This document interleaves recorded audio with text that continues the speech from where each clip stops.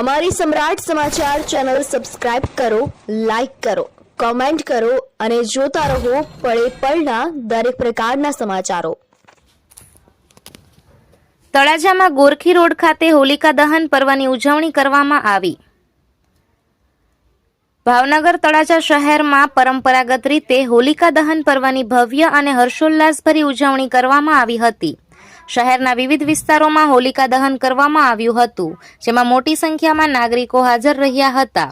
હોલિકા દહન પૂર્વે ધાર્મિક વિધિ વિધાન સાથે પૂજન અર્ચન કરવામાં આવ્યું હતું। ત્યારબાદ શુભ મુહૂર્તે હોલિકા દહન કરવામાં આવતા આસપાસનું વાતાવરણ ભક્તિભાવ અને ઉત્સાહથી ગુંજી ઉઠ્યું હતું।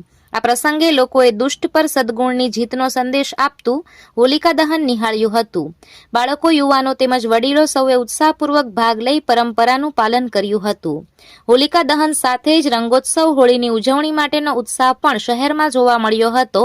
સમગ્ર કાર્યક્રમ શાંતિપૂર્ણ રીતે સંપન્ન થયો હતો।